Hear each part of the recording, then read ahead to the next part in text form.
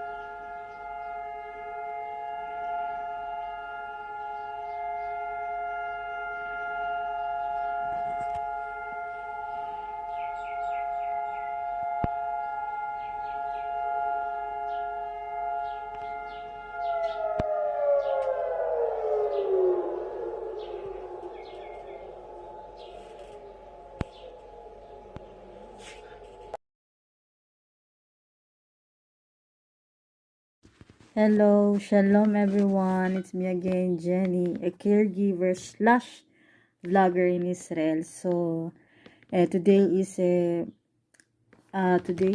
April 14, 2021. So, I will try to talk slowly, not like the previous vlog I made yesterday. It's what the way I talk is fast because I'm working and I'm just making a fast video and or I call it a candid video, yung ano lang, fast video because I'm working at the same time. I'm just catching the moment and I want to show to my viewers here in the YouTube that how Israeli people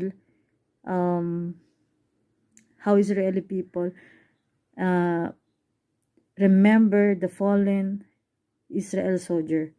Guys, is 20, the total number of dead before a war between Israel and the Arab countries is 23,928. So, a lot. And I want to show you everything about here by showing how the people of Israel, every time that this day comes, even in the highway, in the road, if they hear the siren, 2 to 3 minutes siren, the driver, even your driver of a truck or jeepney or personal car, you need to stop your car beside the road, and the driver go outside of the auto or the car or the truck or the bus and stand and give prayer and respect to the fallen soldier of Israel. 23,928. A lot. All I can say is wow. Before you can get the freedom of your country, before you can defend your country as well as your family, as well as your house, your property, your territory, you must do something. You must fight. And fear is no space for this crucial time. For example, if the Mirkama in Hebrew or war in the English comes in Israel here, the fear has no space. You know what I mean? You must defend yourself, your family, your territory, your country. 23,920. It's not a joke. I want to tell you something more. I'm a caregiver here in Israel and I heard a lot of stories about the fallen soldier. I give you one of these stories. The son of my employer was shot dead on the chest in Jerusalem while guarding the Jerusalem. Another one. The son of my employer is already dead now. And another one is the brother of my friend Abraham. His brother was shot dead in the war also. And another thing is I have another friend here in Israel. His name is David. Sometimes I call him Goliath because he's very tall guy. He's very, very tall. His father was also killed in the Mirkama. Mirkama is the Hebrew, and war in English, and Gera in Tagalog. So his father was also shot in the Syria and Israel war. I don't know what exactly his father also killed in the war. So now my boyfriend and his friend Danny will go this morning, not will go, already visit the cemetery this morning to give a candle and prayer to his father.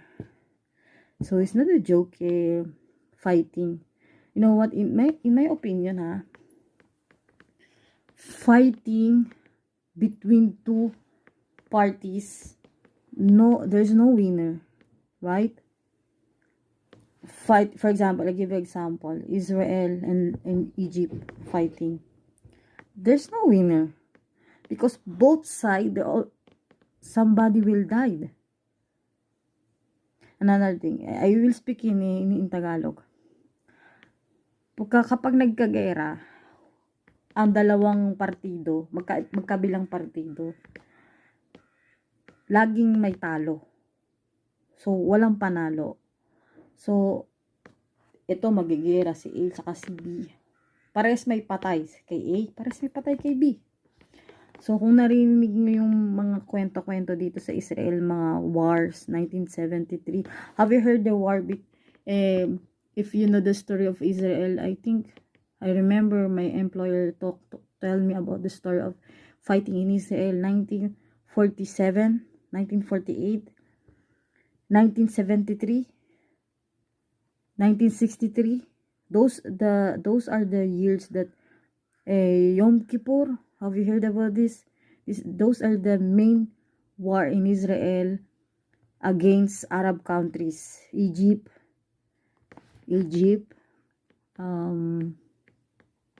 Syria, Jordan, Lebanon, and Palestine, or they call it here in Israel, Palestine.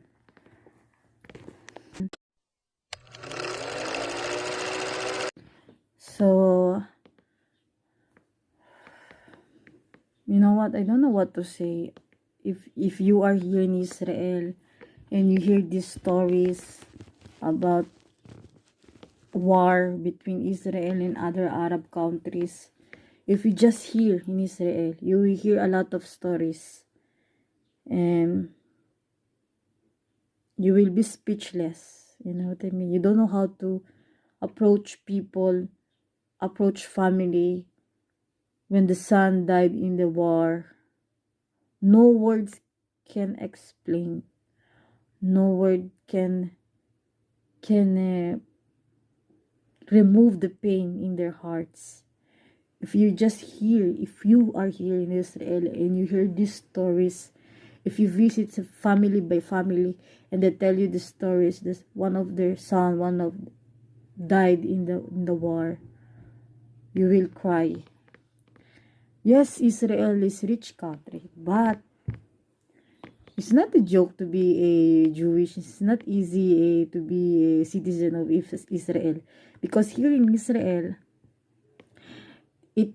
in the law of Israel, this is compulsory, whether you like it or not, to join the army. You have to join the army. You don't have any choice. You must join the army here in Israel. Even you don't want to join the army, you have to. You don't know? And here in Israel, young people at the age of 18, girl and boy will start to join in the army. They call it IDF, or Israel Defense Force. In the Philippines, we call it AFP, Armed Forces of the Philippines. We call our army in the Philippines Armed Forces of the Philippines. So here in Israel, they call it IDF, or Israel Defense Force. No words can remove the pain of the family that one of their members of the family has died in the war. Hey friends, you don't believe? Israel is surrounded by enemies. So I don't know how could the Israeli live here with many enemies. I want to remove Jewish state out of the face of the earth. I don't know how to describe how could they survive of many war. So Israel have no choice but to be strong. They don't have choice. If they not be strong and they choose to be fear, Israel is already vanished, disappeared, gone. No more Israel. But the people of Israel, or the Jewish people, they must stand side by side, and they must be strong. You know what I mean? In Tagalog, ang sinasabi sa akin ng mga Israeli dito, wala na silang ibang choice kundi maging malakas at maging matapang. Kasi kung di nila gagawin yun, matagal na silang burado dito sa mundo na to. Kasi ang mga Arab, gusto talaga silang burahin. Gusto talaga silang patayin lahat. Burahin ng lahi nila. Ubusin sila. Yan talagang gusto ng mga Arab countries. Especially neighbor countries of Israel. So, sinasabi nila na walang puwang ang hina ng loob. Hindi ka pwede maging mahina ang loob. Kailangan mo maging malakas. Kailangan mo yung defense, military defense ng Israel, kailangan nilang patatagin, kailangan nilang palakasin. No choice sila eh. No choice. So, ang takot, walang puwang. Hindi siya dapat isipin dahil parang ganito yun, wala na magtatanggol sa'yo. So, ano pa ang gagawin mo? Kailangan mong tumayo. Kailangan mong tatagan ang loob mo. Kung nandoon ka na sa sitwasyon na nag-iisa ka na lang, wala ka ng kung di ka lalaban, sinong lalaban para sa'yo? Kung wala ka nang inaasahan, sarili mo na lang at ang Diyos ang kasama mo. So, kailangan mo maging matatag. Kailangan mo lakasan ang loob mo. So, I'll go back to talk in English for my foreign viewers. There is a time in our life that nobody will help you. Right? You stand alone. You are alone. No father, no mother, no sister that will help you and lift you up and care for you. You don't have any choice. There is a time like that. But to stand and to be strong, to be brave in your heart, because you don't have any choice. This is what the Israeli are doing now. You know what? This video is not it's not enough to tell you the story of Israel, the family of Israel, that one of their family member had lost their lives in the war. You know what? I remember those years again, the year 1947, war between Israel and other Arab countries, 1947, and 1973, and 1963. And I forgot the other year. Next time I will refresh in my mind what are those years. So, until now, my employer still crying every time he talk about his son died in Jerusalem, shot dead here in the chest. No word can say, no word can remove the pain of the family that had lost one of their family member in the war. It's like a scar already cured long time ago, but the scar still there. It still remind you what happened during those time. So, in Tagalog, yung damdamin ng mga naiwan dito ng mga mahal nila sa buhay na isa sa pamilya na namatay sa gera, yung sakit na nararamdaman nila, parang peklat. Alam mo, may peklat kayo dito. Pinagaling na siya ng panahon o medyo magaling na yung peklat. Pero nakikita mo pa rin yung peklat. Naalala mo pa rin, napapaiyak ka pa rin. Ganon din yung mga naiwan na mahal sa buhay ng mga fallen soldier ng Israel. Andun pa rin yung peklat. Naalala mo pa rin yung mga nangyari na yun na war na namatay sa gera, yung isang kaanak, anak, asawa, ama. So, all I can say is, there's no easy in this world. There's no chick-chack in this world. If you want freedom, you must to fight for it. Somebody will die and somebody will live. Somebody must to give sacrifice. Even life. Even life. So, you know what, guys? Reading the Bible is just not enough. If you come here, I'm sorry, I will reverse my phrases. Reading the Bible is very, very important. Reading the Bible is exactly talking to God. It's exactly talking to God. If you read the Bible, you're already talking to God. But once you come here in Israel, you will say, oh my God, no word can describe it. I don't know how to say.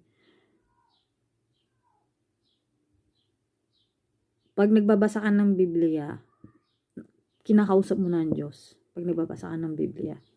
Pero once na pumunta ka dito sa Israel, mas higit pa dyan ang mararamdaman mo kapag nandito ka sa Israel. Lalo pag nakakarinig ka ng mga kwento dito na namatay yung kapatid, the brother died because of war, the father died because of war, the son died because of war, the many things, a lot of story like that in Israel. It's like parang naging ano na nila parang nakasanayan na nila. They are used to it na.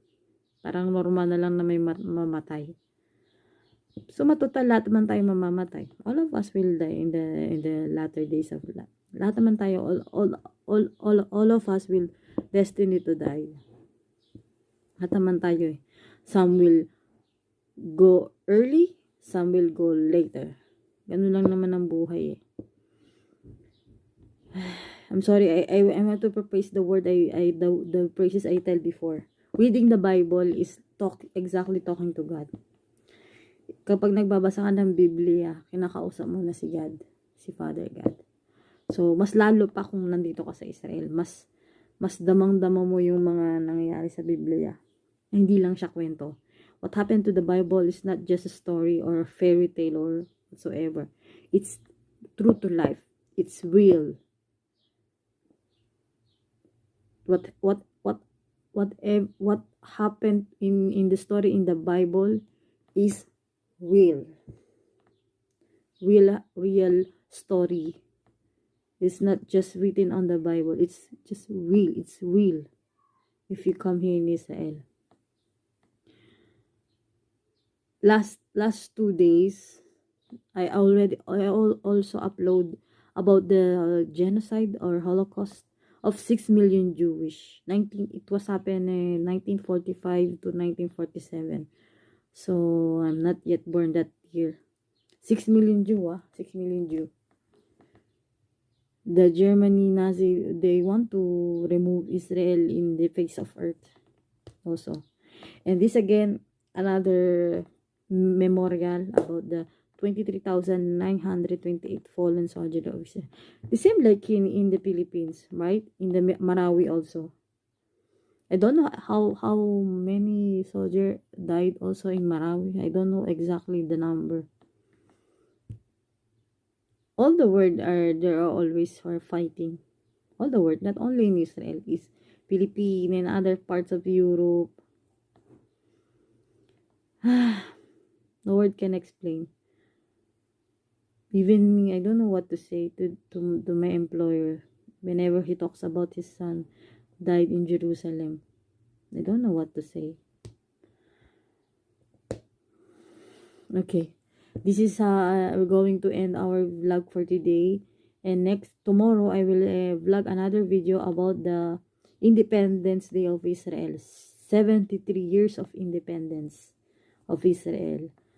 So for today, I hope, hey, all of my friends in your YouTube, be careful, protect yourself from COVID, always use face mask and social distancing, and always wash your hands all the time, and don't go near to people, and avoid parties and go with a lot of people. Avoid all these things, and most of all, pray. I will give you a prayer for COVID-19. If you can open the Bible, you can read in the book of Psalm 91. All this chapter is the prayer for COVID-19.